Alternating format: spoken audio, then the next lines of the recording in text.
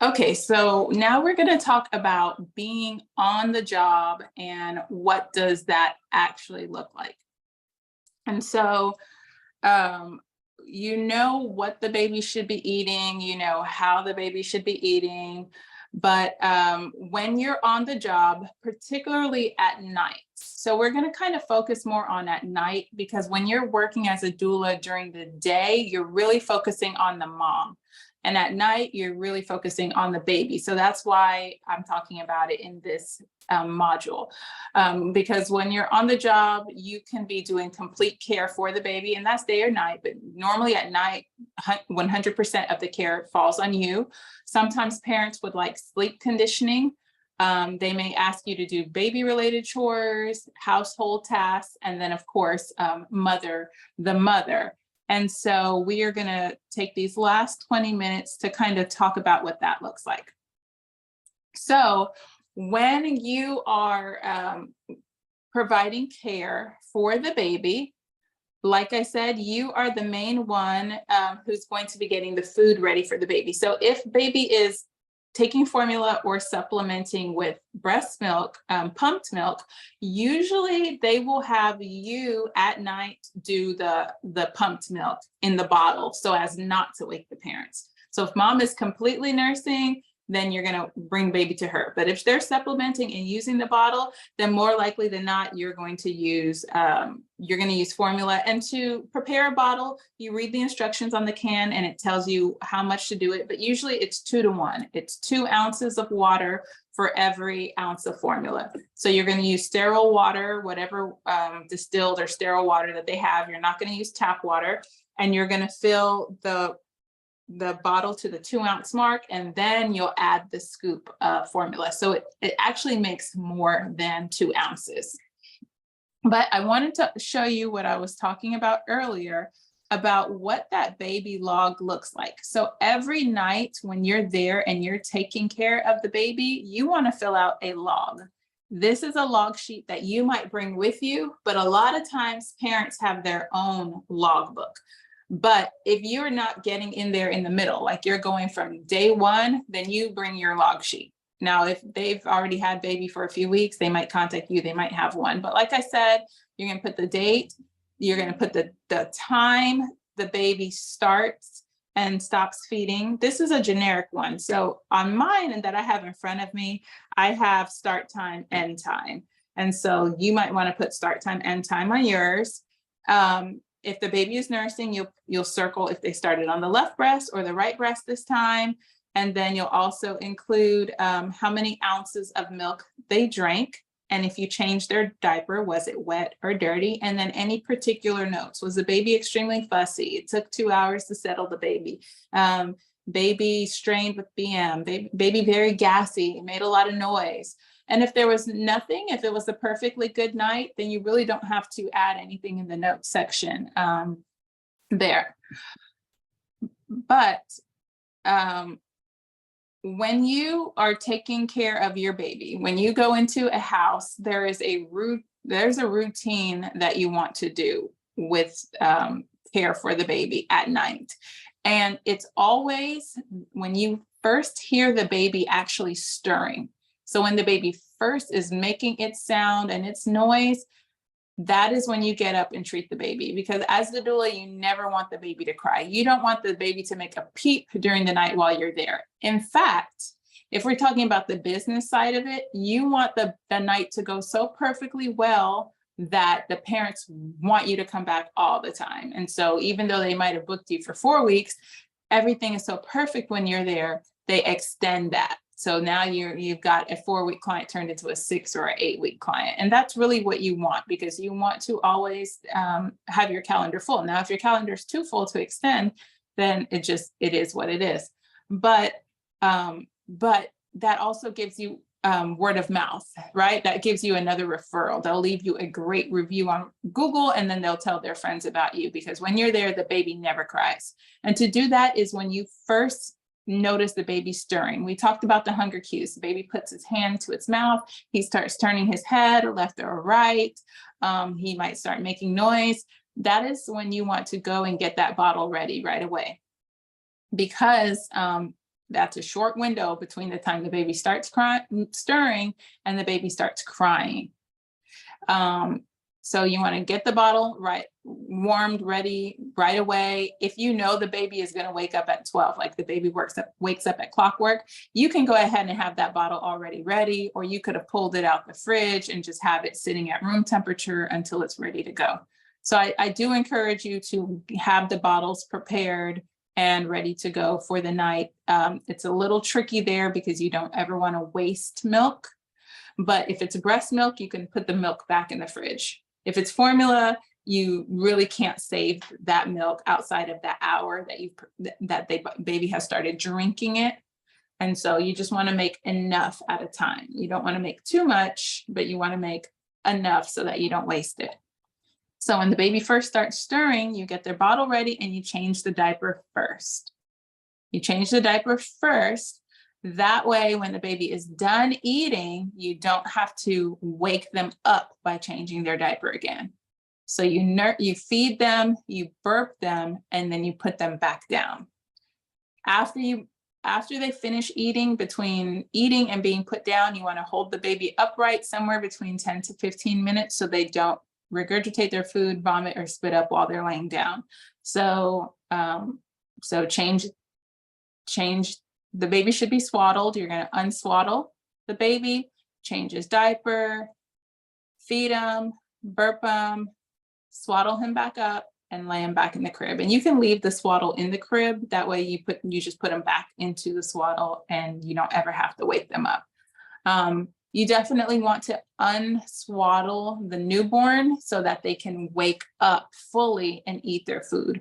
So if you find you have a really, really sleepy newborn, you may start the feed swaddled and let them get a couple of gulps in there. And once they start falling asleep, then you unswaddle them and wake them up and finish off the bottle. So you kind of finesse it. But then once they're done, you put them back down. So let's go back to this really quickly. I'm going to move forward and then come back to this. Because a lot of times parents want you to sleep condition or sleep train their baby. It's moved from sleep training to sleep conditioning. And what that means is they want the baby to sleep through the night. Eventually, at an appropriate age, babies can sleep through the night. Some babies are up twice a night at 9 months old, and that is not necessary. And so you as a doula can come in and assess the situation and find out why that baby is up and down. And to sleep condition a baby, the baby always needs to be swaddled when it's time to go to sleep. And I'm going to talk really fast, even though this is like the most crucial part, because this is usually why a family will hire the baby, a night nurse or a night nanny or postpartum doula to work at night, because they want that baby to go to sleep at night. Baby usually can't go to sleep at night until they're up to that 24 to 32 ounces. And the baby has to be in the right condition to sleep through the night. So if you start with the baby from day one, then you can implement this. If you go in, you still want to implement this. The baby always needs to be swaddled to go to sleep, and I'll show you the proper swaddle. The baby needs to have a nighttime routine that will condition the baby to go to sleep. So that can be a bath, a baby massage, a little rub down, anything to get the baby ready to go to sleep. Turn down the lights, dim the lights, and turn on the sound machine in the baby's room. If they don't have a sound machine, you can play white noise on your phone. That sound mimics being in the womb, but it also drowns out whatever other noises are happening throughout the house that's preventing baby from sleeping. And then you want to make sure that the baby has a full belly, and then you put them down to sleep. That is how you sleep condition a baby. You always swaddle them and get them in the mood. Now, how do you get the baby to sleep through the night? Well, once the baby is able to sleep through the night, let's say the baby is waking up every 3 hours.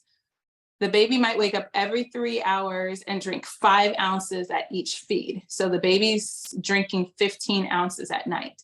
So the idea is to shift those 15 ounces outward. So you're shifting the ounces to different times so that eventually you can drop off one of those nighttime feedings. So instead of baby waking 3 times, now they're only waking 2 times. And instead of drinking a 5-ounce bottle, now they're drinking a 6-ounce bottle, and the other ounces they're drinking during the day. And so your desire is to kind of help parents to increase how much the baby is drinking during the day so the baby doesn't have to drink as much at nighttime. And the main way to do this is once the baby is ready to lose one of those nighttime feeds, let's say baby wakes up at 9, at midnight, at 3, and at 6. And baby goes to sleep at 9, then they wake up at midnight, and then at 3. Well, we want to combine that midnight and 3 a.m. feed to a 1:30 a.m. feed. So what you're going to do is incrementally, you're going to push back that midnight feed by 15 minutes. And when the baby starts stirring, you just give them a pacifier, get the bottle ready, and you just buy yourself time. So you might buy yourself 5 minutes the first night, 6 minutes the second night, but eventually you want to move that 12 o'clock feed to 12:15. And you're eventually going to start giving baby a little bit more than 5 ounces. You're going to give baby 5¼ ounces. This is over the course of time, over the course of a week or several days, a week or two, to move the baby from having 2 feeds, a midnight feed and a 3 a.m. feed, to a 1:15 a.m. feed. So I hope that makes a little sense what I'm telling you. And if not, we can go back and kind of watch the video again, or we can talk about it in the Facebook group. I'll really go into depth about how to sleep condition in the Facebook group. But that is a lot of what parents are going to want, because they eventually want to go to sleep at night and they don't really know these methods. It's like a hush hush secret. So you don't tell the parents how you do it. You just do it. You're just the baby whisperer. But that's something that's something parents really want. So the only way to do it correctly is to keep a log so you know how much the baby is eating and you know how often he or she is eating. And that way you can base the schedule off of what they're already doing. And then of course they have to be having the proper amount of wet and dirty diapers in order to even do this. So baby's not eating enough, you cannot sleep train or sleep condition the baby, because the baby will be hungry and they will cry at night. So parents have to understand that. Okay. So the next thing you're going to do is just, when you do complete care of the baby, you are not only feeding the baby, but you're changing the baby's diaper, you're soothing the baby when they wake up to cry. You may be the one implementing the nighttime routine. So you may be the one bathing the baby. The baby doesn't need to take a bath every night. They don't even take a bath until after that umbilical cord stump heals. Before then, you can give them a little wipe down if they're dirty. You get those elbows behind the knees, around the neck and chin where, there's the baby fat rolls. Or you might just do a baby rub down, a little baby massage to help them relax and go to sleep. But once the baby is born and they cut the umbilical cord, it's going to take a while for the stump to fall off and then completely heal. There's nothing that you have to do to that umbilical cord stump. People used to put rubbing alcohol and all sorts of things. There's nothing that you have to do. All you have to do is make sure that the diaper doesn't irritate it. So in this picture, it's showing that the person changing the diaper folds the diaper downwards. Even when you buy those new diapers, like the Premier, the Swaddle Me diapers with the cutout, you usually still have to fold the diaper downward before securing it. I like to fold it inward. I like to fold it in the opposite direction, tuck it in, and then secure the diaper. I just feel like there's less friction. It's not rubbing up against the baby's clothes and, you're not having any problems. And so you fold the diaper inwards and you secure it.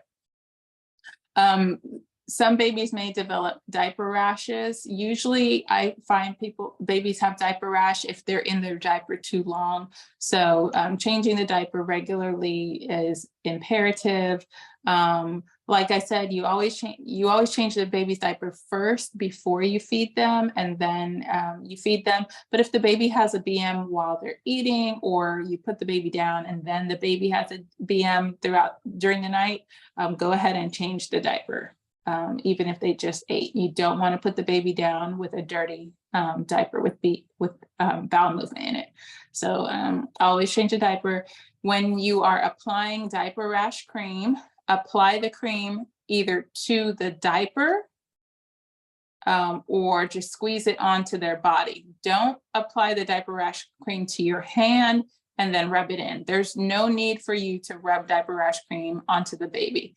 You can put the cream on the baby by just squeezing the tube, or putting the cream onto the diaper and then using the diaper to apply the cream to the body. And usually if you squirt it on there, once you start applying the diaper and the baby moves, it's going to naturally get around onto the baby's body.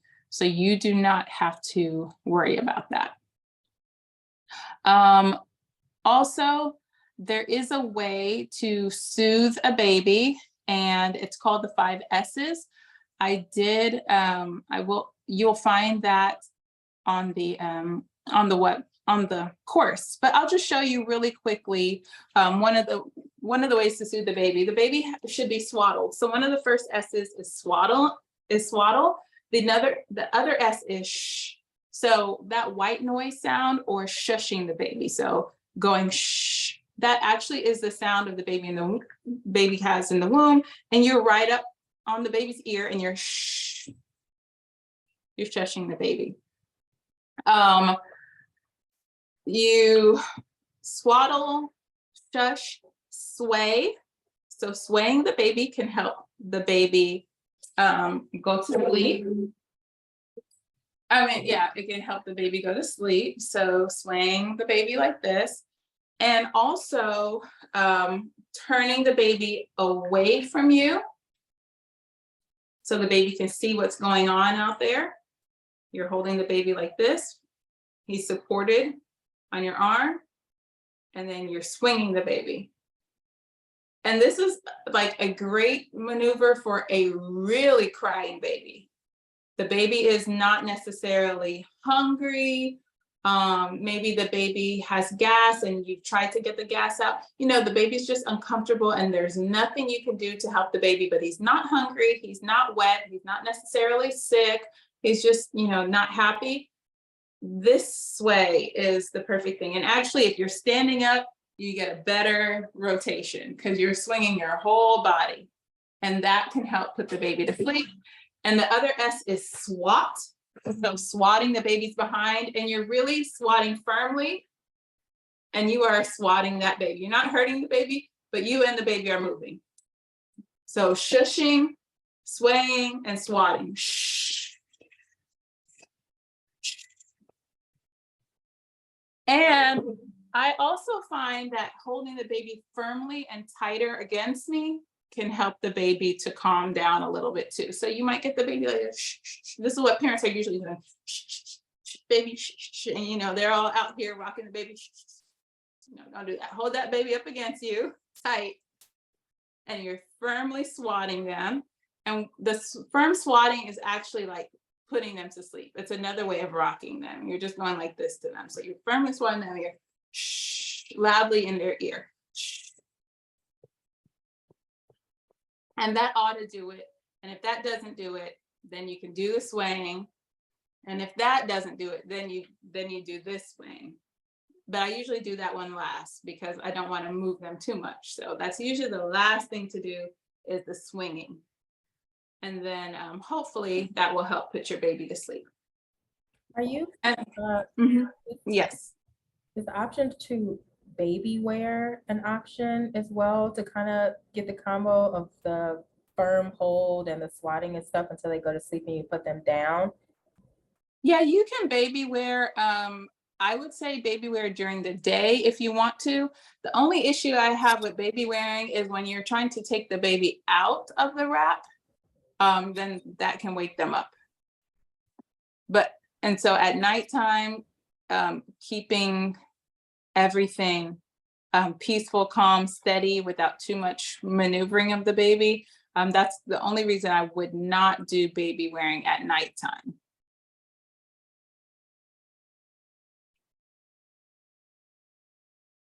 Okay, and we have just 3 minutes left.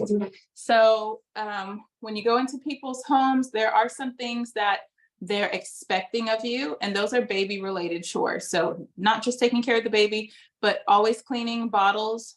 If mom is pumping, you might physically take the pump to her at night, or pump parts to her at night. And when she's done pumping, you might physically go collect the milk, and the milk it'll be collected in bottles, and you'll transfer the milk to the bag, and you'll label it, and you'll put it away. So those are things they might expect of you to do versus just sitting there with the baby. And so you're cleaning bottles, you're washing, you're sterilizing bottles, putting them in the sterilizer, including the pump parts. When it's done, you want to dry everything, put it away, or at least cap everything and set it neatly on the counter. You want it to look really visually nice and organized when they wake up in the morning, that you've done everything to completion. You don't just leave stuff drying, but you want to dry them off and put them away, or just organize them wherever they have it.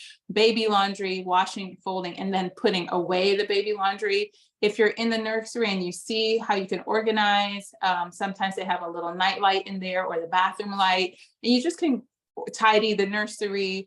They'll have their changing station with diapers and wipes and everything. Just restock those things and make sure it's full for the next day. If the diaper genie gets full, go ahead and take it out with you in the morning, or tie it up. Dad might take it out for you, but just go ahead and set up everything really nice and orderly for the next morning, because your desire is to make everything easier on the parents. So if you are just helping in those small ways, then do that. I also like to tidy up a little bit where I'm at. So my household task might look like organizing the living room, fluffing pillows, folding blankets. If there's shoes and baby toys and things scattered, I'll put all of that away. I'll put all of it back where it's supposed to go, so when they wake up in the morning, it looks good.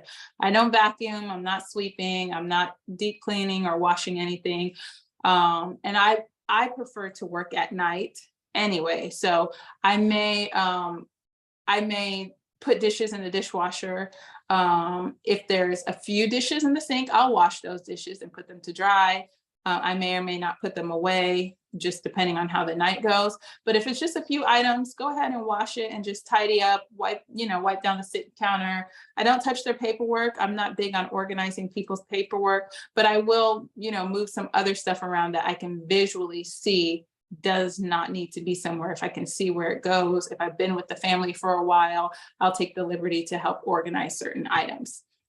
And then the last thing, I'm talking really fast, is mothering the mother. And that is what we're going to talk about on Sunday. So tonight we talked about baby. On Sunday, we're going to talk about what exactly do you do for mom? How do you help her heal? And we'll talk about that. And then in the group, you'll see this form that just really tells you step by step what to do. If you have an overnight shift, what do you need to do? You need to know mom and baby's names, baby's date of birth, and it just kind of goes through everything before your shift, when you're at the house, and after your shift. What do you need to do? And that form will be there on the course. So there's no going in and saying, oh, I don't know, how do I get started? That's going to be there in the course for you to see and to get prepared for working at night. And it's very similar to the day shift, but just it has some other things on there. And so we have come to the end. Does anybody have any questions? I know I spoke really fast here at the end. I just have another comment. No questions. I'm going to rewatch the video. Sorry that my video is always off. I'm always doing so much, like running around and stuff, that I don't want to be a distraction. That's but I okay. was like listening to everything you said, and as a postpartum doula, a new doula myself, you drop so many gems, and you do it so effortlessly, and like I just love coming to the meetings and just hearing what you have to say, the advice you have to give us. It's great. I like to rewatch it later, like slowly, and then I could stop when I want to stop and like take notes. But thank you so much. Oh, you are very welcome. Thank you for that feedback. I appreciate it. I'm glad. I know I was speaking fast, but I also know that we could rewatch it. So thank you. Appreciate it. You're welcome. Anybody else? No questions? Okay, so just so you guys know, in the Facebook group, primarily, I'll go over certain things. So like I said, sleep conditioning and different things like that. I'll make little videos about it that go a little bit more in depth. And that way you can refer back to it, and know it and really get the idea behind it and not necessarily this brief run through. But hopefully it was informative. Thank you for that feedback. I enjoy teaching you ladies, and I hope that, all of this will be useful to you in your career and what you're doing. All right, well, everybody have a wonderful night, and I'll see y'all on Sunday. Don't forget to visit the Facebook group because there's stuff going on in there. Okay.